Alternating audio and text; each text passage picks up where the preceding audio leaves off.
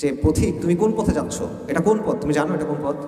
এটা হলো ওই পথ যে পথে হাঁটতে গিয়ে আদম আলাইহিস সালাম ক্লান্ত হয়ে গেছিলেন। এটা ওই পথ যে পথে হাঁটতে গিয়ে নূহ আলাইহিস সালাম কান্না করে দিয়েছিলেন। এটা ওই পথ যে পথে হাঁটতে গিয়ে ইব্রাহিমকে আগুনে ছুঁড়ে ফেলা হয়েছিল। এটা ওই পথ যেখানে হাঁটতে গিয়ে ইসমাইলকে শোয়ানো হয়েছিল জবেহ করার জন্য। এটা ওই পথ যেটার জন্য সস্তা দামে বিক্রি করে দেওয়া হয়েছিল ইউসুফ আলাইহিস সালামকে, কারাগারে থাকতে হয়েছিল তাকে কয়েক বছর। এটা ওই পথ যেখানে হাঁটার জন্য জাকারিয়াকে করাত দিয়ে দ্বিখণ্ডিত করা হয়েছিল। এটা ওই পথ যেখানে যাওয়ার জন্য জবেহ করা হয়েছিল সাইয়েদিনা ইয়াহইয়াকে। এটা ওই পথ যেখানে আইয়ুব আলাইহিস সালাম রোগে ভুগছিলেন। এটা ওই পথ যেখানে দাউদ আলাইহিস সালাম তার কান্না সব সীমা অতিক্রম করে চলে গেছিল। এটা ওই পথ যেখানে হাঁটতে গিয়ে ঈসা আলাইহিস সালাম নিঃসঙ্গ জীবনযাপন করতে হয়েছে। এবং এটা ওই পথ যেখানে জন্য রাসূলুল্লাহ সাল্লাল্লাহু আলাইহি ওয়াসাল্লামকে অসংখ্য কষ্ট সহ্য করতে হয়েছে। এটা ওই পথ। তো তুমি কোন পথে হাঁটতেছো? তুমি এখনো খেল তামাশার মধ্যে আছো। পথিক, তুমি কোন পথে যাচ্ছ? আপনাদের সামনে হাজির হচ্ছেন আমাদের প্রিয় আসিফ আদনান।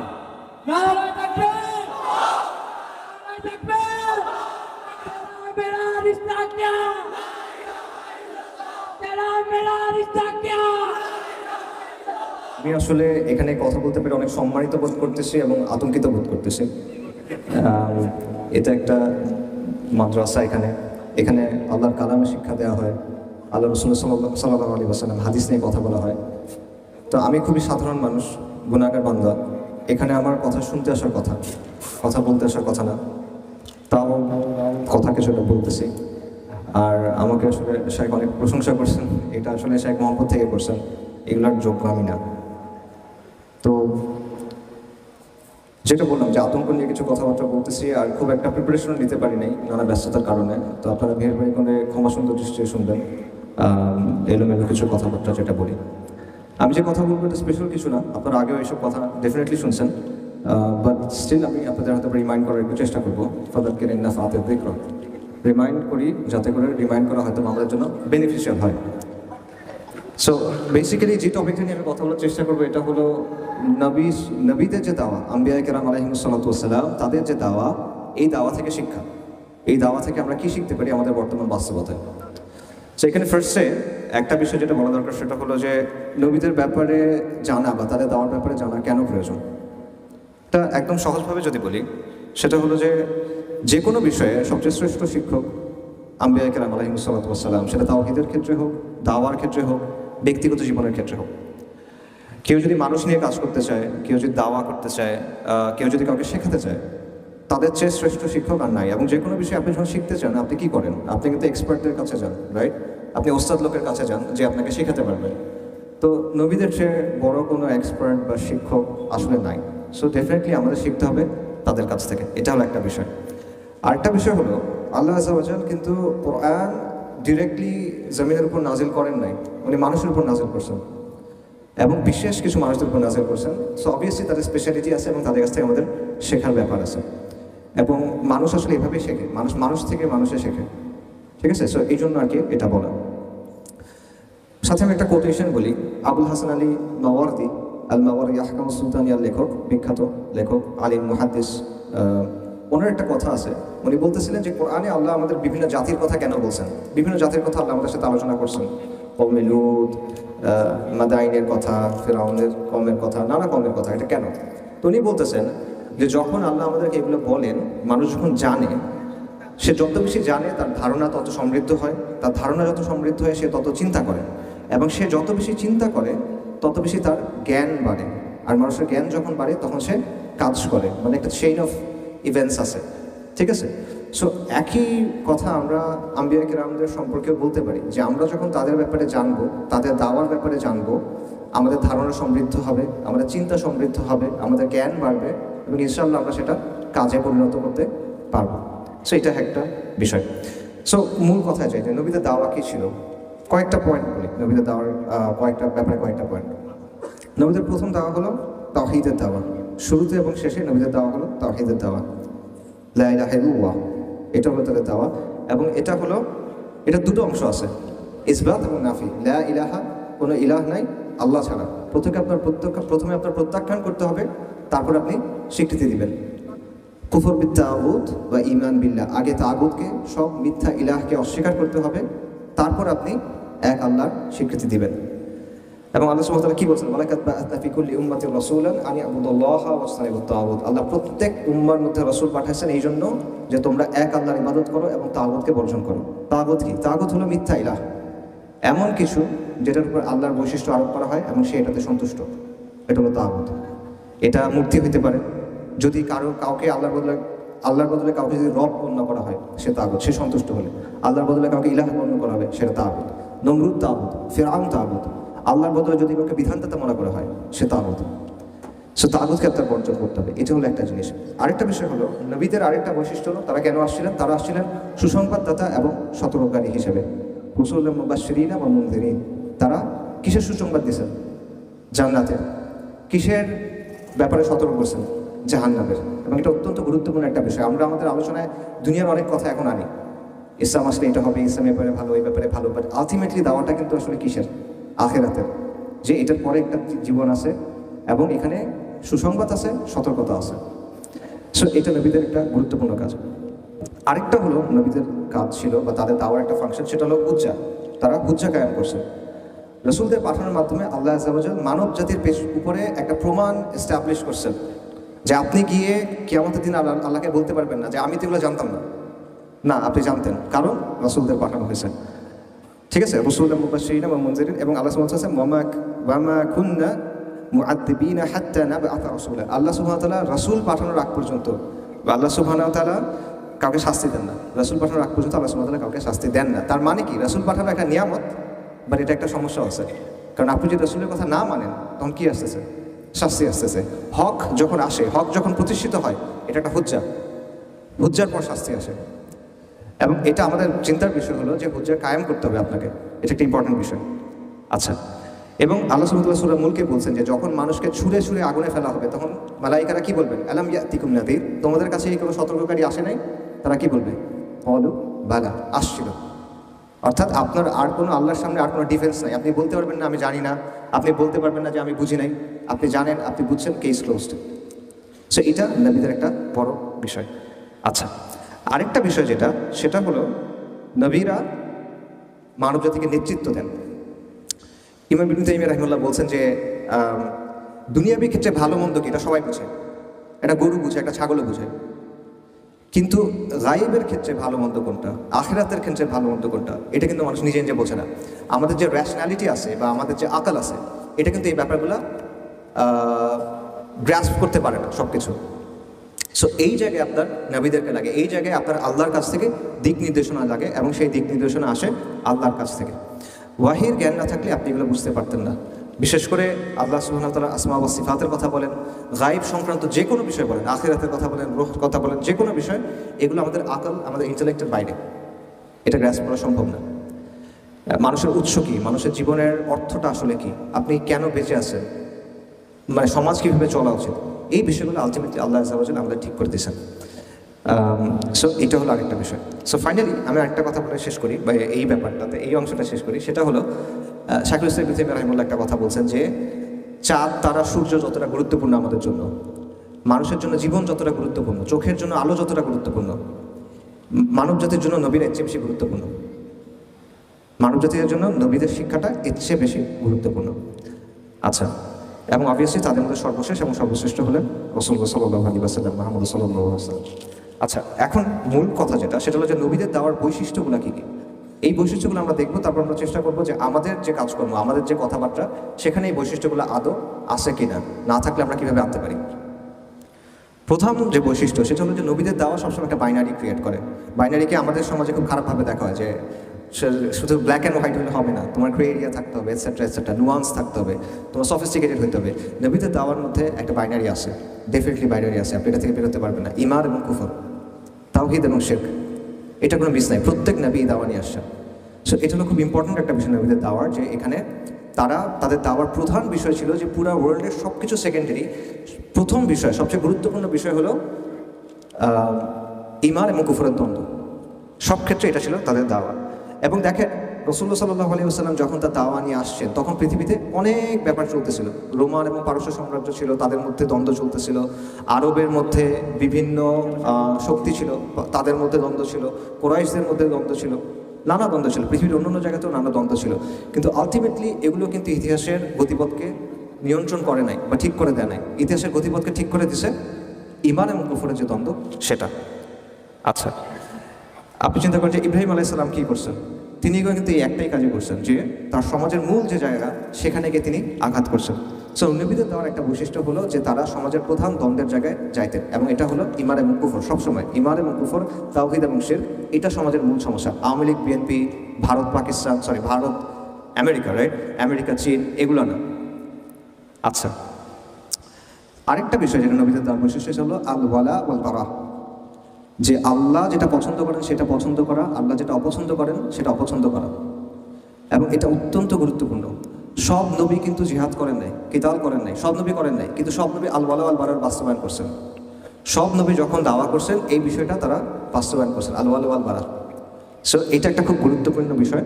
এবং আপনি দেখবেন আধুনিক পলিটিক্যাল সায়েন্সের যে আলোচনা আছে সেখানে দেখবেন এই কথাটা আছে যে পলিটিক্সের সবচেয়ে ইম্পর্টেন্ট বিষয় যেটা, এটা হলো ফ্রেন্ড এনিমি ডিস্টিংশন। আপনার ফ্রেন্ডকে, আপনার এনিমিকে, এটা হলো পলিটিক্সের সবচেয়ে ইম্পর্টেন্ট প্রশ্ন। অনেক তাত্ত্বিক বলছে, সব তাত্ত্বিক না, বাট অনেক তাত্ত্বিকের কথাটা বলছে। সো ওই জায়গাটাও কিন্তু আসলে আল ওয়ালা আল বারা, এবং আল ওয়ালা আল বারার ব্যাপারটা আসলে ইউনিভার্সাল, সবাই এটাতে বিশ্বাস করে, খালি সবার মাপকাঠিটা আলাদা। কেউ আল ওয়ালা আল বারা চিন্তা করে ভাষার ভিত্তিতে সে বন্ধুত্ব এবং শত্রুতা ঠিক করে, কেউ জাতীয়তাবাদ ঠিক করে মাধ্যমে ঠিক করে, কেউ তার রাজনীতির মাধ্যমে ঠিক করে, কেউ এথনিসিটির মাধ্যমে ঠিক করে, সাদারা আমার ফ্রেন্ড, যারা সাদা না তারা আমার শত্রু, এরকমভাবে ঠিক করে। আমাদের দেশেও এটা আছে, চেতনা ছিল এক সময়, এখন হয়তো বা ইনক্লুসিভনেস বা এরকম কিছু একটা আসবে, এগুলোর মাধ্যমে তারা বন্ধু এবং শত্রু ঠিক করে। কিন্তু নবীদের অংশটা কি, দাওয়াটা কি? নবীদের দাওয়াটা হলো এটা ঠিক করতে হবে তাওহীদের ভিত্তিতে, আল্লাহ আযজা ওয়া জাল্লা দেয়া মানদণ্ডে। আচ্ছা, আরেকটা বিষয় যেটা নবীদের দাওয়ার বৈশিষ্ট্য সেটা হলো আমর বিল মারুফ নাহি আনিল মুনকার। নবীরা শুধুমাত্র তাওহীদের দাওয়াত দিচ্ছেন সেটা কিন্তু না, তারা তাদের সমাজের যে মুনকার ছিল বা খারাপিগুলো ছিল সেগুলোর বিরুদ্ধে কথা বলছেন, এবং তারা মানুষকে সৎ কাজের আদেশ দিচ্ছেন। যেমন শুআয়ব আলাইহিস সালাম, তিনি তার কওমকে বলছেন যে তোমরা ওজনে কম দিও না। লূত আলাইহিস সালাম তার কওমকে বলছেন যে তোমরা এই বিকৃত কাজ করো না। তারা কিন্তু তখন ঈমান আনে নাই, তাও কিন্তু তিনি বলছেন। মূসা আলাইহিস সালাম ফিরআউনকে গিয়ে বলছেন যে তুমি বনী ইসরাঈলের উপর জুলুম করো না, তুমি বনী ইসরাঈলকে ছেড়ে দাও এবং তুমি ঈমান আনো। অর্থাৎ তারা একদিকে তাওহীদের কথা বলছেন, অন্যদিকে তারা আমর বিল মারুফ নাহি আনিল মুনকারের কথা বলছেন। এখন আমরা তিনটা কথা বলছি, একটা হলো তাওহীদের দাওয়া বা প্রধান দ্বন্দ্বের দাওয়া, একটা হলো আল ওয়ালা ওয়াল বারা, একটা হলো আমর বিল মারুফ এবং নাহি আনিল মুনকার। এখন এই তিনটা জিনিস যখন একসাথে হয় তখন 4 নম্বর একটা বিষয় হবে, সেটা হলো পোলারাইজেশন, মেরুকরণ। সমাজ দুটো ভাগ হয়ে যাবে তখন। আপনি যখন সমাজে গিয়ে বলবেন যে সমাজের মধ্যে একটা ভাগ হবে, একটা ঈমান একটা কুফর, একটা তাওহীদ একটা শিরক, ভাগ হচ্ছে। আপনি যখন গিয়ে বলছেন আল্লাহ ওয়ালা ওয়াল বারা, যারা আল্লাহর সাথে আছে তারা সবাই আমার ফ্রেন্ড, যারা আল্লাহর বিরুদ্ধে আছে তারা সবাই আমার শত্রু, ভাগ হচ্ছে। আপনি যখন আমর বিল মারুফ নাহি আনিল মুনকারের কথা বলতেছেন, মানুষ একটা কাজ অনেক দিন ধরে করে, খারাপ কাজ, অভ্যস্ত হয়ে গেছে, আপনি তার বিরুদ্ধে বলতেছেন, আবার ভাগ হচ্ছে। সো পোলারাইজেশন এটা নবীদের দাওয়ার বৈশিষ্ট্য, খুব ইম্পর্ট্যান্ট একটা বৈশিষ্ট্য। পোলারাইজেশনকে আমরা খুব খারাপ মনে করি, আমরা মনে করি যে সবাই মিলেমিশে থাকলে মনে খুব ভালো। ঈমান কুফর মিলেমিশে থাকলে কখনো ভালো না। ঈমান স্পষ্ট হতে হয়, কুফর স্পষ্ট হতে হয়। যখন এটা স্পষ্ট না হয় তখন পর্যন্ত আপনি ফিতনার মধ্যে আছেন। যতক্ষণ এটা স্পষ্ট হয়ে গেছে তখন আপনার জন্য জিনিসটা স্পষ্ট ক্লিয়ার, তখন সেটা খুব ইম্পর্টেন্ট। এবং এই জন্য নবীদের দাওয়া যখনই হয়েছে আপনি দেখবেন একটা বিষয় হয়েছে যে সমাজ দুটো ভাগ হয়ে গেছে, একদিকে হলো কুফরের ঘাঁটি, একদিকে হলো ঈমানের ঘাঁটি। এবং কুফরের ঘাটের নেতৃত্বে কারা? আল মালাউ, মানে নেতৃস্থানীয় ব্যক্তিরা, আবু জাহেল বা এই টাইপের লোকজন, যারা হামান, ফেরাউন, এই টাইপের লোকজন তারা হয়ে গেছে। সো এবং কুফরের ঘাটে 2 ধরনের মানুষ থাকে, একটা হলো সক্রিয়ভাবে যারা কুফরের পক্ষে, তারা আদর্শিকভাবে কুফরকে ধারণ করে, তারা কুফরের মাধ্যমে উপকৃত হয়, এটসেট্রা এটসেট্রা। আরেকটা হলো যারা নীরব থেকে কুফরকে সমর্থন করে, তারা সরাসরি কুফরের পাওয়ার স্ট্রাকচারের সাথে হয়তো বা জড়িত না, কিন্তু হক এবং বাতিলের প্রশ্নে তারা কি করে? তারা চুপ থাকে। তো হক আর বাতিলের প্রশ্নে আসলে চুপ থাকার কোনো অপশন নাই, এখানে একটা সঠিক অবস্থান আছে, বাকি সব ভুল অবস্থান। সো এই পোলারাইজেশনটা সবসময় নবীদের দাওয়ার মাধ্যমে হয়। আচ্ছা, এবং কুরাইশ রাসূলুল্লাহ সাল্লাল্লাহু আলাইহি ওয়াসাল্লামের ব্যাপারে কী বলছিল, যেটা আমি বলতেছিলাম যে নবী সাল্লাল্লাহু আলাইহি ওয়াসাল্লামের ব্যাপারে কুরাইশের বক্তব্য কী ছিল? কুরাইশের বক্তব্য ছিল যে এই লোক এসে এমন সব কথা বলতেছে যার কারণে ভাইয়ে ভাইয়ে দ্বন্দ্ব শুরু হয়েছে, যার কারণে ছেলে এবং বাবার মধ্যে দ্বন্দ্ব শুরু হয়েছে, যার মধ্যে গোত্রে গোত্রে সমস্যা হয়ে গেছে। এরা আগে বন্ধু ছিল, এদের মধ্যে সমস্যা তৈরি হয়ে গেছে। অর্থাৎ আমরা যদি আজকের ভাষায় বলি তাহলে সমাজের মধ্যে ঐক্য নষ্ট হচ্ছে, সমাজের মধ্যে বিশৃঙ্খলা হচ্ছে। এই কথাটা রাসূলুল্লাহ সাল্লাল্লাহু আলাইহি ওয়াসাল্লামের ব্যাপারে বলা হয়েছে। সো ওই দাওয়া যদি কেউ দেয় স্বাভাবিকভাবে জিনিসটা আবার হবে। এই ডিসরাপশনটা, এই পোলারাইজেশনটা, মেরুকরণটা, ভাগাভাগি হওয়াটা, এটা হবে। এটা নবীদের দাওয়ার একটা বৈশিষ্ট্য। জাহিলিয়াতের মধ্যে যখন আপনি হকের কথা বলবেন অবশ্যই এই ব্যাপারটা ঘটবে। আচ্ছা, নবীদের দেওয়ার আরেকটা বৈশিষ্ট্য হলো যে একটা হাদিসের এরকম একটা বক্তব্য আছে, সেটা হলো যে সব নবী কোনো না কোনো সময় মেষ পালন করছেন বা তারা রাখাল ছিলেন। ঠিক আছে, এটা খুব ইম্পর্টেন্ট একটা পয়েন্ট। এবং মেষ কেন, অনেকগুলো কারণ আছে, আমি একটা পয়েন্ট বলি। আপনারা একটা কথা শুনছেন, গড্ডালিকা প্রবাহ, এটা শুনছেন মনে হয় অনেকে। গড্ডালিকা প্রবাহ মানে কি? এটা মানে হলো অন্ধভাবে স্রোতের অনুসরণ করা বা স্রোতের সাথে ভেসে চলা, এটা হলো গড্ডালিকা প্রবাহ। গড্ডল মানে হলো ভেড়া, একটা শব্দ আছে গারল, গারল আসছে এখান থেকে, গড্ডল থেকে। গড্ডল মানে ভেড়া। ভেড়া কি করে? সে অন্ধভাবে ফলো করে। তার সামনে যদি তার নেতা যদি লাফ দেয়, সে লাফ দিবে। তার নেতা যদি খাত থেকে পড়ে যায়, সে খাত থেকে পড়ে যাবে। সেই জন্যই বলা হয় যে ভেড়া যেহেতু অন্ধভাবে অনুসরণ করে, তাই অন্ধভাবে অনুসরণকে বলা হচ্ছে গড্ডালিকা প্রবাহ। এবং ভেড়ার একটা বৈশিষ্ট্য হলো সে একা হইতে চায় না, সে দলছুট হইতে চায় না, সে সবসময় চায় সে সবার সাথে মিলে থাকবে। সো এই জন্য সে সাহস করে কোনো কিছু কিন্তু করতেও পারে না, তার আগে কেউ একজন থাকতে হয়। তো এটা মানুষের বৈশিষ্ট্য। মানুষ এরকম, সে একা সাহস করে কিছু একটা করতে চায় না, তাকে একজন লিডার দিতে হয়, তাকে একজন গাইড করতে হয়। সো সেটা হলো নবীরা। এটা হলো রাখালের মানে রাখালের দায়িত্ব। নবীরা হলেন রাখাল, মানুষ হলো ভেড়ার মতো। আচ্ছা, আরেকটা বৈশিষ্ট্য নবীদের দাওয়ার, সেটা হলো অসম সংঘাত। ওনারা যখনই দাওয়া করছেন, ওনারা সবসময় দুর্বল অবস্থায় ছিলেন। দুনিয়াবি সেন্সে আসবাবের জায়গা থেকে সবসময় তারা দুর্বল অবস্থায় ছিলেন। দুনিয়াবি বিচারে তাদের শক্তিতে আমরা একটা বেশি ছিল না, বরং তাদের অনুসারীদের সংখ্যা কম ছিল, তাদের সামর্থ্য কম ছিল, সমাজে প্রভাব প্রতিপত্তি কম ছিল। অন্যদিকে বিপরীতে যারা আছে, নমরুদ, ফিরআউন, আবু জাহেল যারা আছে, অনেক ক্ষমতা, আমেরিকা ওয়ারেভার যারা আছে, অনেক ক্ষমতা তাদের আছে। কিন্তু এর মধ্যে থেকে আল্লাহ আযজা ওয়া জাল কিন্তু তাদেরকে বিজয় দিয়েছেন। সো এইখানে আমাদের চিন্তার কিছু ব্যাপার আছে, যে আমরা চিন্তা করি যে সবসময় আমাদের মনে হয় জ্ঞান বিজ্ঞানে ওর সমান হইতে হবে, এক্স্যাক্টলি ওর আছে 57, আমার 57 হইতে হবে বা 56 হইতে হবে, তাহলে আমি পারবো। এই ব্যাপারগুলো কিন্তু আমরা আসলে দেখি যে কোরআনের ব্যাপারগুলো কিন্তু এরকম না। এবং আল্লাহ সুবহানাহু ওয়া তাআলা কিন্তু কোরআনে বারবার আমাদের এটা বলছেন যে কাম মিন ফিয়াতিন কালিলাতান গালাবাত ফিয়াতান কাসীরাতান বিইذনিল্লাহ। এরকম আল্লাহ বলছেন। আল্লাহ সুবহানাহু ওয়া তাআলা বলছেন কাতাবাল্লাহু লা আগলিবান্না আনা ওয়া রাসূলি ইন্নাল্লাহা কাওয়িয়্যুন আযীজ। সো এই ব্যাপারটা বোঝার একটা বিষয় আছে। এবং নবীদের দাওয়ার একটা বিষয় ছিল যে তাদের দাওয়াটা কিন্তু ফুল টাইম দাওয়া ছিল। তাদের জীবনে অন্য কোনো কিছু তো নাই, তাদের প্রায়োরিটি এটা, অন্য কোনো কিছু না, ফ্যামিলি না, ইনকাম করা না বা অন্য করা, এগুলো সবই তারা করছেন, সব দায়িত্ব তারা পালন করছেন। কিন্তু তাদের প্রায়োরিটি সবসময় ছিল দিন। ঠিক আছে? সো আমি সামারি করি যে নবীদের দাওয়ার কোন কোন বৈশিষ্ট্যের কথা আমরা বললাম। একটা হলো যে তারা এসে প্রধান দ্বন্দ্বটাকে চিহ্নিত করছেন, সেটা হলো ঈমান বনাম কুফর, তাওহীদ বনাম শিরক। আচ্ছা, তারপর হলো আল ওয়ালা ওয়াল বারা। আল্লাহ যেটা পছন্দ করেন আমি সেটা পছন্দ করব, আল্লাহ যেটাকে অপছন্দ করেন আমি সেটা অপছন্দ করব। এটা ব্যক্তির ক্ষেত্রে, আদর্শের ক্ষেত্রে, সব কিছুর ক্ষেত্রে। তারপর হলো আমর বিল মারুফ নাহি আনিল মুনকার, ভালো সৎ কাজের আদেশ, অসৎ কাজে নিষেধ। এগুলোর রেজাল্ট হলো মেরুকরণ, সমাজ ভাগ হয়ে যাবে। তারপর কি হবে? অসম লড়াই হবে। আচ্ছা, নবীরা কি করবেন? তারা মানুষের নেতৃত্ব দিবেন, তারা রাখাল, মানুষ হলো তাদের পেছনে চলবে। নবীদের দাওয়ার বৈশিষ্ট্য হলো এটা। এবং অসম সংঘাত, তাদের সাথে যে সংঘাতটা হয় সবসময় হকের সাথে বাতিলের সংঘাতটা কখনো সমান হয় না, এটা অসমই হয়। আচ্ছা, এবং আরেকটা যেটা আমি বললাম যে ডেডিকেশন বা পূর্ণ আত্মনিবেদন, এটা আপনার দরকার।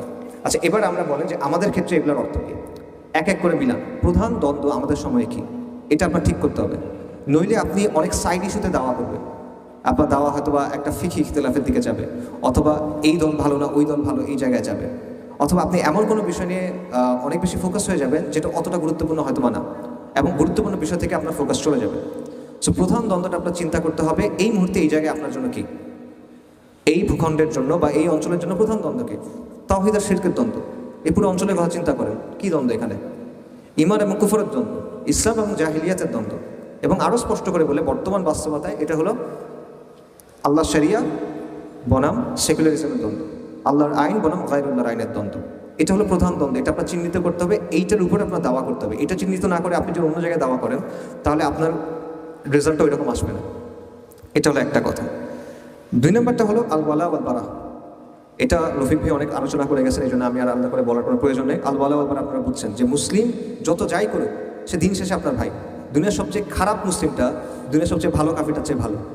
এটা কিন্তু আমরা মানা খুব কষ্টকর, এটা মানা খুবই কষ্টকর আমাদের জন্য। দুনিয়ার সবচেয়ে খারাপ মুসলিমটা দুনিয়ার সবচেয়ে ভালো কাফেরটার চেয়ে ভালো। কেন ভালো? লা ইলাহা ইল্লাল্লাহর জন্য ভালো, মুহাম্মদ রাসূলুল্লাহর জন্য বলো সাল্লাল্লাহু আলাইহি ওয়াসাল্লাম। এটার ওজন অনেক বেশি, পুরো দুনিয়ার ওজন একদিকে, লা ইলাহা ইল্লাল্লাহর ওজন একদিকে, এটা ভারী হবে সবসময়। সো এই জিনিসটা বোঝা, আল ওয়াল ওয়াল বারা ব্যাপারটা বোঝা, এটা আমাদের খুব ছুটে যায়, ঠিক আছে? এটা একটা খুব গুরুত্বপূর্ণ বিষয়। তারপর হলো আমর বিল মারুফ নাহিল মুনকার, সৎ কাজের আদেশ এবং অসৎ কাজের নিষেধ। এবং এখানে আমাদের একটা সমস্যা আছে, সৎ কাজের আদেশ এবং অসৎ কাজের নিষেধ আমরা যখন করতে যাই, আমরা করবো কোথায়? আমাদের নিজ নিজ অঙ্গনে, আপনার এলাকা, পাড়া, মহল্লা, স্কুল, কলেজ, প্রতিষ্ঠান, এখানে। তো এই কাজগুলোর মধ্যে আসলে গ্ল্যামার নাই। আপনি চিন্তা করছেন যে আমি গাছ লাগাবো, আমি এটা করবো সেটা করবো, এগুলোতে তো শরিয়া কায়েম হবে না, আমি কেন এগুলো করবো, দূর, এগুলো করবো না। এই ব্যাপারটা আমাদের মধ্যে কাজ করে। কেউ দেখেন, নবী সাল্লাল্লাহু আলাইহি ওয়াসাল্লাম একটা হাদিস আছে আনাস রাদিয়াল্লাহু আনহু থেকে বর্ণিত, যেটার মূল বক্তব্যটা হলো যে তুমি যদি জানো কিয়ামত চলে আসছে আর তোমার হাতে একটা গাছের চারা থাকে, তাও তুমি সেটা কি করবা? রোপণ করবা। কেন? এটা একটা সৎ কাজ, ভালো কাজ। এটা একটা কিয়ামত চলে আসছে কিন্তু তাও আপনি এটা করবেন, কিন্তু আমরা কিন্তু গুরুত্ব দিই না। এগুলো করে আসলে লাভটা কি হবে? সে একটা বড় একটা সমস্যা। এই আমর বিল মারুফ নাহিল মুনকার আপনি চোখে না দেখতে পারেন এটা রেজাল্ট, বাট এগুলো রেজাল্ট অ্যাকিউমুলেট করে। দাওয়ার ব্যাপারটাও এরকম, আপনি চোখে দেখতে না পারেন, বাট এটা রেজাল্টটা অ্যাকিউমুলেট করে। আচ্ছা, আরেকটা হলো যেটা আমি বললাম, ওই যে অলরেডি রাখাল নেতা হতে হবে আপনার। মানুষ নেতা বলতে নেতৃত্বের লোক অর্থে নেতা না, মানে আপনার ওই যে আবার রফিক ভাইটা সুন্দর আলোচনা করে গেছেন, আপনার এমন হইতে হবে যে মানুষ যেন আপনার মধ্যে ইসলামটা দেখে এবং সেটা দেখে সে ইসলামের দিকে আকৃষ্ট হয়, ঠিক আছে? এটা একটা খুব গুরুত্বপূর্ণ বিষয়। এবং ফাইনালি যেটা, সেটা হলো পূর্ণ আত্মনিবেদন, ডেডিকেশন। এখন এই জায়গাটায় আপনারা চিন্তা করেন যে আপনারা এখানে যারা আছেন, ভাইরা আছেন, যদি বোনরা থাকেন, তাদের জন্য, আপনাদের জন্য আসলে দিনটা কতটা ইম্পর্টেন্ট? আপনার প্রায়োরিটি লিস্টে দিনটা কোথায় আসে? আপনি একটা মনে করেন, একটা স্কেল চিন্তা করেন, 1 হলো সবচেয়ে কম গুরুত্বপূর্ণ, 10 হলো সবচেয়ে বেশি গুরুত্বপূর্ণ। আপনার লিস্টে দিনটা কোন জায়গায় আছে? তা আমাকে বলার দরকার নাই, আপনি চিন্তা করেন, নিজেকে নিজে বলেন, বা আপনি আজকে রাতে বাসায় গিয়ে চিন্তা করেন যে আপনার লিস্টে এটা আসলে কতটা গুরুত্বপূর্ণ। আমি জানি যে সবার পক্ষে এটা পসিবল না যে আপনার সব কাজের চেয়ে দিন আপনার কাছে সবচেয়ে বেশি গুরুত্বপূর্ণ, এটা সবার পক্ষে সম্ভব না, অনেক দায়িত্ব আছে। কিন্তু সাহাবায়ে কেরামের কথা চিন্তা করেন, তারা কিন্তু সব দায়িত্ব পালন করছেন। এমন ঘটনা আছে যে সাহাবায়ে কেরাম তারা নবী সাল্লাল্লাহু আলাইহি ওয়াসাল্লামের হাদিসের দার্সে বসতে পারেন নাই, কারণ তারা খেতে কাজ করতেছেন, অথবা তারা ফ্যামিলির কাছে ছিলেন। আবু বকর রাদিয়াল্লাহু আনহু চিন্তা করেন, রাসূল সাল্লাল্লাহু আলাইহি ওয়াসাল্লাম যখন ওফাত হয়েছে, উনি কিন্তু আসতে একটু দেরি হয়েছে, কারণ উনি ফ্যামিলির সাথে সময় দিচ্ছিলেন। অর্থাৎ তারা তাদের সব দায়িত্ব পালন করছেন, কিন্তু যখনই দিনের প্রয়োজন দেখা দিছে, তাদের কাছে সবচেয়ে বড় গুরুত্বপূর্ণ কিন্তু দিন। তারা যে কোনো কিছু যে কোনো সময় ছেড়ে দিচ্ছেন দিনের জন্য। যখন দিনের প্রশ্ন আসছে, তখন তারা ছেড়ে দিচ্ছেন। এতটুকু অবস্থায় আমরা আসতে পারবো কিনা, এর কাছাকাছি অবস্থায় আমরা আসতে পারবো কিনা, এটা চিন্তা করার একটা ব্যাপার আছে। সাহাবাদের ব্যাপারে আরও কিছু কথা বলি। প্রথম দিকে যারা ইসলাম গ্রহণ করছেন, তারা ছিল মক্কার ক্রিম সবাই। আরবদের মধ্যে শ্রেষ্ঠ গোত্র হলো কোরাইশ। কোরাইশদের মধ্যে বেশিরভাগ সাহাবী, সবাই না, বাট প্রথম দিকে যারা ইসলাম গ্রহণ করছেন রাদিয়াল্লাহু আনহুম আজমাইন, তাদের সবাই বেশিরভাগই আসলে দেখবেন যে কোরাইশদের মধ্যে একদম সম্ভ্রান্ত ফ্যামিলির। সম্ভ্রান্ত মানে কি? তারা সমাজের মধ্যে সম্মান পায়, রাস্তা দিয়ে হাঁটলে মানুষ সালাম দেয়, মানে তারা এই করে আর কি, সম্মান করে, সুন্দর করে কথা বলে, তাজিম করে। এখন যখন তারা ইসলাম গ্রহণ করলেন, রাতারাতি এটা চেঞ্জ হয়ে গেল। যারা আগে সম্মান করতো, তারা এখন ঘৃণার চোখে তাকায়। যারা আগে অনেক পাত্তাইত, তারা এখন তাচ্ছিল্য করে। এটা কিন্তু একটা সম্মানী মানুষের জন্য অন্য অনেক কিছু চেয়ে বেশি কষ্টকর। এই অপমানটা তাদের সহ্য করতে হয়েছে। এবং এইটা চিন্তা করেন যে এই অপমানের কথা চিন্তা করে আমরা নিজেরা কত কিছু এড়ায় যাই। সাহাবারা যে অবস্থায় দিনটা আঁকড়ায় ধরছেন, ওই অবস্থায় পড়লে আমরা কি করতাম, এটা চিন্তা করেন। মানুষ এটা বলবে, ফ্যামিলি এটা বলবে, লোকজন এটা বলবে, সরকার এটা বলবে, অমুক এটা বলবে, তমুক এটা বলবে, এইসব চিন্তা করতে কিন্তু আমরা দিনের অনেক কিছু ছেড়ে দিই। এটা গেল, এটা কিন্তু প্রথম, এখনো শেষ হয় না ওনারা কী করছে। এরপর দেখেন যে প্রথমে হলো ওনাদেরকে মানে অসম্মান করা শুরু করলো, হাসি তামাশা করা শুরু করলো, গালাগালি করা শুরু করলো, মারা শুরু করলো। মুসাব ইবনে উমাইরের কথা আপনারা জানেন রাদিয়াল্লাহু আনহু, উসমান রাদিয়াল্লাহু আনহুর কথা আপনারা জানেন, খাব্বাব ইবনে আরাদ রাদিয়াল্লাহু আনহু কথা জানেন। মানে লিস্ট শেষ নাই। প্রচণ্ডভাবে তাদেরকে টর্চার করা হয়েছে, বয়কট করা হয়েছে। এরপর শেষ পর্যন্ত পরিবারও তাদেরকে সাপোর্ট করে নাই। নিজেদের পরিবার যেগুলো ছিল, বেশিরভাগ ক্ষেত্রে পরিবারও তাদেরকে সাপোর্ট করে নাই। যেমন মুসাব ইবনে উমাইর রাদিয়াল্লাহু আনহু, তাকে কিন্তু বাসা থেকে বের করে ফেলে দেওয়া হয়েছে, কাপড় চোপড় ছাড়া। যেই মানুষের কাপড় আসতো ইয়েমেন থেকে, তার পারফিউম আসতো আরেক জায়গা থেকে, সেই মানুষ বাসা থেকে বের হয়ে গেছে, ভিখারির মতো অবস্থা। এরকম হয়েছে, তাও শেষ হয় নাই। রিফিউজি হইতে হয়েছে, আবিসিনিয়ায় গেছে, মদিনাতে গেছেন, দুনিয়াবি বিচারে রিফিউজি, কিচ্ছু নাই। তাও শেষ হয় নাই। আল্লাহ বলছেন এবার তুমি লড়াই করো, যারা তোমাদেরকে অ্যাটাক করছে এদের বিরুদ্ধে লড়াই করো, যারা মুশরিক তাদের বিরুদ্ধে লড়াই করো। কতদিন পর্যন্ত? যতদিন পর্যন্ত ফিতনা দূর না হয়, শিরক দূর না হয়, ততদিন পর্যন্ত লড়াই করতে হবে। এবং সাহাবায়ে কেরাম লড়াই করছেন, কাদের সাথে করছেন? নিজেদের বাবার সাথে করছেন, ভাইয়ের সাথে করছেন, বন্ধুর সাথে করছেন, আত্মীয়ের সাথে করছেন। তারা যতটা স্যাক্রিফাইস করা যায় পুরা স্যাক্রিফাইসটা করছেন। আল্লাহ দেখে নিয়েছেন তারা কি কি দিতে পারেন, সব তারা দিছেন। এটা দেওয়ার পর আল্লাহ তাদেরকে বিজয় দিছেন। যারা একসময় ছিল ভিখারি, যারা একসময় রিফিউজি হয়ে যেতে হয়েছে, কিছুদিন পর তারা পৃথিবীর নানা জায়গায় এই হয়ে গেছেন, গভর্নর হয়েছেন একজন কেউ, আমির হয়েছেন একজন কেউ।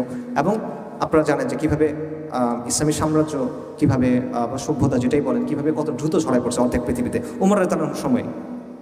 সো এটা হলো সাফল্যের কথা, সাফল্যের পেছনে কিন্তু এই ব্যাপারগুলো আছে।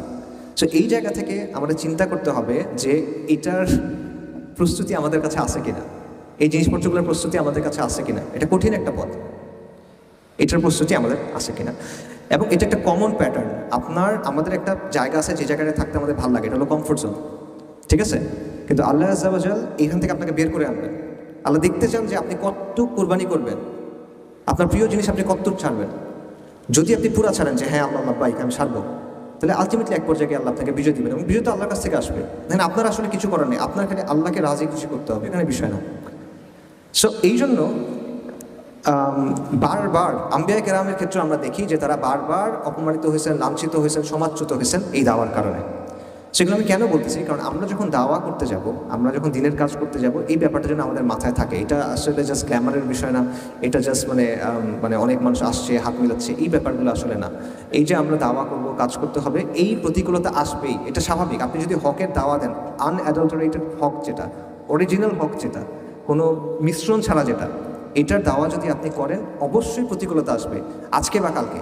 এটা আল্লাহ আযজা ওয়া জাল্লার সুন্নাহ, এবং এটার মাধ্যমে বিশুদ্ধ হয়। পুরে কিন্তু একটা জিনিস বিশুদ্ধ হয়, না পড়লে বিশুদ্ধ হয় না।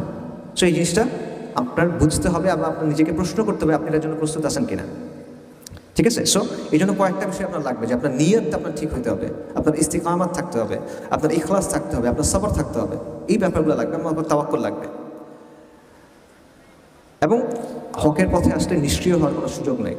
এই যে আপনারা মনে করেন আমরা এই জমায়েতগুলোতে আসি, কথা শুনি, আমাকে অনেক জায়গায় কথা বলতে বলে, এগুলো কোনো সমস্যা নেই, অল গুড। বাট এটা দিয়ে কিন্তু আপনার দিনকে আপনি গালেব করতে পারবেন না। আপনার সমাজে কাজ করতে হবে, আপনার সমাজে সক্রিয়ভাবে দাওয়া করতে হবে, সমাজকে পরিবর্তন করার চেষ্টা করতে হবে, তা না হলে এটা হবে না। আচ্ছা, এখানে ইবনুল কাইয়িম রাহিমাহুল্লাহর একটা কোটেশন আছে, একটা উদ্ধৃতি আছে আল ফাওয়ায়েদ থেকে, ওটা আমি বলি, এটা আমার কাছে খুবই ভালো লাগে, এবং আমার কাছে মনে হয় আপনাদের কাছেও ভালো লাগবে। উনি বলতেছেন যে পথিক, তুমি কোন পথে যাচ্ছ? এটা কোন পথ তুমি জানো? এটা কোন পথ? এটা হলো ওই পথ যে পথে হাঁটতে গিয়ে আদম আলাইহিস সালাম ক্লান্ত হয়ে গেছিলেন। এটা ওই পথ যে পথে হাঁটতে গিয়ে নূহ আলাইহিস সালাম কান্না করে দিয়েছিলেন। এটা ওই পথ যে পথে হাঁটতে গিয়ে ইব্রাহিমকে আগুনে ছুঁড়ে ফেলা হয়েছিল। এটা ওই পথ যেখানে হাঁটতে গিয়ে ইসমাইলকে শোয়ানো হয়েছিল জবেহ করার জন্য। এটা ওই পথ যেটার জন্য সস্তা দামে বিক্রি করে দেওয়া হয়েছিল ইউসুফ আলাইহিস সালামকে, কারাগারে থাকতে হয়েছিল তাকে কয়েক বছর। এটা ওই পথ যেখানে হাঁটার জন্য জাকারিয়াকে করাত দিয়ে দ্বিখণ্ডিত করা হয়েছিল। এটা ওই পথ যেখানে যাওয়ার জন্য জবেহ করা হয়েছিল সাইয়েদিনা ইয়াহইয়াকে। এটা ওই পথ যেখানে আইয়ুব আলাইহিস সালাম রোগে ভুগছিলেন। এটা ওই পথ যেখানে দাউদ আলাইহিস সালাম তার কান্না সব সীমা অতিক্রম করে চলে গেছিল। এটা ওই পথ যেখানে হাঁটতে গিয়ে ঈসা আলাইহিস সালাম নিঃসঙ্গ জীবনযাপন করতে হয়েছে। এবং এটা ওই পথ যেখানে জন্য রাসূলুল্লাহ সাল্লাল্লাহু আলাইহি ওয়াসাল্লামকে অসংখ্য কষ্ট সহ্য করতে হয়েছে। এটা ওই পথ। তো তুমি কোন পথে হাঁটতেছো? তুমি এখনো খেল তামাশার মধ্যে আছো। পথিক, তুমি কোন পথে যাচ্ছ? এটা হলো ইবনুল কাইয়িমের কথা। এইটা আমারও আপনাদের জন্য কথা। আপনারা সিরিয়াসলি চিন্তা করেন। আমার কথা হয়তো বা আপনারা যেরকম এক্সপেক্ট করছেন ওরকম হয় নাই, বাট আমার মনে হয় এই জিনিসটা আমাদের সবার চিন্তা করা দরকার। আপনি আসলে এটার জন্য রেডি কিনা? এই কাজটা আপনার সামনে আছে। আল্লাহ আযজা ওয়া জাল প্রতিশ্রুতি দিয়ে রাখছেন। আল্লাহ কিছু প্রতিশ্রুতি দিয়ে রাখছেন, আল্লাহ কিছু কন্ডিশন সেট করে রাখছেন। আপনি যদি আল্লাহকে রাজি খুশি করাইতে পারেন, আল্লাহ আপনাকে বিজয় দিবেন। কিন্তু আপনি পারবেন কিনা? আপনার ওই সাহসটা আছে কিনা? আপনি এই কষ্টটা করবেন কিনা? এটা চিন্তা করার দরকার আছে। নাকি এটা আপনি পার্ট টাইম জিনিস হিসেবে করবেন? আসছেন, ঘুরছেন, কথা শুনছি, অটোগ্রাফ নিছি, সেলফি দিছি, বই তুলছি, বই কিনছি, চলে গেছি, ভালো লাগছে, গেছি গা, এরকম কিনা? সো এটা হলো একটা বিষয়। ফাইনালি আমি কথা শেষ করি, সেটা হলো আমার মূল বক্তব্য শেষ, দুইটা পয়েন্ট বলি। একটা হলো এই যে আজকে তো অক্টোবরের কত তারিখ? 4 তারিখ। তো ওই যে সোলার ইয়ার হিসেবে 1 বছর পূর্ণ হচ্ছে অক্টোবরের 7 তারিখের, এবং আমরা দেখছি ফিলিস্তিনে কি হচ্ছে। এবং এটাও আমি যা কিছু বললাম এই সব কিছুর বাস্তবতা এটা, যে আমাদের উম্মার আজকে এই অবস্থা কেন? কারণ আমরা নবীদের পথগুলো থেকে সরে গেছি। আমরা ইউএনের কাছে যাচ্ছি, জাতিসংঘের কাছে যাচ্ছি, ইন্টারন্যাশনাল কমিউনিটির কথা ভাবতেছি, এইটা ভাবতেছি সেটা ভাবতেছি, but at the end of the day Allah আজ্জাওয়াজাল আমাদের জন্য যেই পথটা ঠিক করে দিয়েছেন ওই পথটার দিকে আমরা যাচ্ছি না, আমরা ওই পথে ফেরত আসতেছি না, আমরা ইমানের ওই জায়গাটাতেও ফেরত আসতেছি না, আমরা কোরবানির ওই জায়গাটাতে ফেরত আসতেছি না। আমাদের ফিলিস্তিনের ভাই বোনরা আলহামদুলিল্লাহ তারা ওই কোরবানি করছেন, তারা বলছেন ইয়া আল্লাহ আল্লাহ বাইক, তারা বলছেন আল্লাহ আপনি কত নেবেন নেন, আপনার যতক্ষণ খুশি আপনি নেন, সুবহানাল্লাহ। কিন্তু আমরা তাদেরকে ওই জিনিসটা করতে পারতেছি না, আমরা তাদেরকে ওই হেল্পটা করতে পারতেছি না, ওই ইমানটা আমাদের মধ্যে নাই। সেটা ভাবার বিষয় আছে। যদি আমরা আসলেই আল আকসাকে মুক্ত করতে চাই, আমরা যদি আসলেই ফিলিস্তিনকে মুক্ত করতে চাই, আমাদের ইমানের ওই জায়গাতে আসতে হবে এবং আমাদের চিন্তার ওই জায়গাতে আসতে হবে। এটা হলো একটা বিষয়। এবং ওইটা যে বদরের দিন ফেরেশতা নামছিল, আমরা জানি তো বদরের দিন ফেরেশতা নামছিল, ওই ফেরেশতারা চলে গেছে নাকি? আছে তো তারা এখনো, ফেরেশতার মালিকও তো আছে। উনি বললে তো ফেরেশতা আবার নামবে, কিন্তু আপনার বদর কায়েম করতে হবে তো, বলে তো হবে না। আপনি বদরের মতো মানুষ লাগবে, তখন ফেরেশতা আবার আসবে। আপনি বদরের মতো একটা দিন করেন, তাহলে আবারও ফেরেশতা নামবে। সো ওই জায়গাটা আমাদের বুঝতে হবে। এটা হলো একটা কথা। আরেকটা কথা হলো এই পতাকা সংক্রান্ত যে ব্যাপারটা, এটা বলি। আমি একটা কথা কয়েকদিন আগে একটা জায়গায় বলছিলাম, ওই কথাটা আবার বলি। সেটা হলো, দেখেন বাংলাদেশের যে সেকুলার পাওয়ারটা আছে, রাষ্ট্র বা যেটাই বলেন, তাদের একটা ডিসিশন আসলে নিতে হবে। সেটা হলো যে তারা তো বলে তারা ইনক্লুসিভ হইতে চায়, বা তারা বলে যে তারা ভিন্ন মত সমর্থন করে, তারা বলে তারা বাকস্বাধীনতা সমর্থন করে। তাদের একটা ডিসিশনে আসতে হবে যে যারা শরিয়া চায় এবং যারা বলে যে আকিদাগত জায়গা থেকে আমাদের পক্ষে শরিয়া ছাড়া অন্য কোনো কিছু মেনে নেওয়া সম্ভব না, এদের ব্যাপারে তাদের অবস্থানটা কী হবে। সে যদি তার সাথে কোনো সংঘাতে না যায়, সে যদি তার সাথে কোনো লড়াই না করে, সে যদি তার কোনো আইন না ভাঙে ইচ্ছাকৃতভাবে, কিন্তু সে বলে আমি শরিয়া চাই, এইরকম মানুষের ক্ষেত্রে তার অবস্থানটা আসলে কী হবে। হাজি শরীয়তুল্লাহদের যে আন্দোলন ছিল, ফরাইজিদের যে আন্দোলন ছিল, তারা তো লড়াই করেন নাই, কিন্তু তারা বলছেন যে আমরা শরিয়া চাই, আমরা ইসলাম চাই। তো তাদের ক্ষেত্রে এরকম যদি কেউ বলে এখন, তাহলে এই যে এস্টাবলিশমেন্ট আছে বা রাষ্ট্র আছে বা যারাই আছে, তাদের একটা সিদ্ধান্তে আসতে হবে যে তারা এটাকে আসলে কিভাবে ডিল করবে। তারা নিজেদের কথায় কনসিস্টেন্ট থাকবে? তারা কি বলবে যে ঠিক আছে আমরা বলছিলাম, আমরা কথা বলতে দিব, মানতে দিব, ঠিক আছে তোমরা বলো, নাকি তারা তাদের কথায় সরে যাবে, নাকি তারা বল প্রয়োগ করবে, যেটা সবসময় কুফরের শক্তি সবসময় করে আসে। স্পষ্টভাবে তাদের এটা করা উচিত, লুকোছাপা না করে। এই যে পতাকার জন্য আমরা দেখতেছি যে আমরা দেখলাম যে কিছু মানুষকে ধরে নিয়ে যাওয়া হয়েছে, এটা কেন হয়েছে আসলে? এটা কি বেআইনি কিছু কিনা? বেআইনি করে দেন।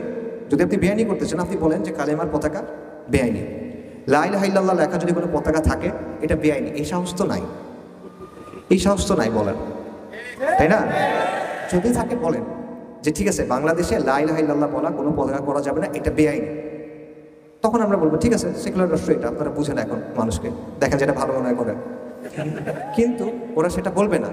আবার তারা এই যে হাসিনার মতোই এই ড্রেকোনিয়ান কাজকর্মগুলো করবে, রিপ্রেসিভ ফোর্স যেটা, মানে তার যে শক্তি আছে, তার মাসল পাওয়ার আছে, এটা সে ইউজ করবে এবং পরে একটা মানে তত্ত্ব বানায় নিবে। এই জন্য ধরছে XYZ একটা কথা বানায় দিবে, তাই না? আপনি যদি বেআইনি করে দেন তাহলে তখন মানুষের কাছে ক্লিয়ার যে এটা বেআইনি, এটা করলে আমার এই ফলাফল হবে, এটা না করলে এই হবে। কিন্তু এটা না করলে লুকোছাপার তো দরকার নেই, স্পষ্টভাবে এই জিনিসগুলো করেন, ঠিক আছে? সো এইটা আরেকটা বিষয় যেটা আমাদের মনে রাখার কথা দরকার। তো আমার বক্তব্য আমি এখানে শেষ করতেছি।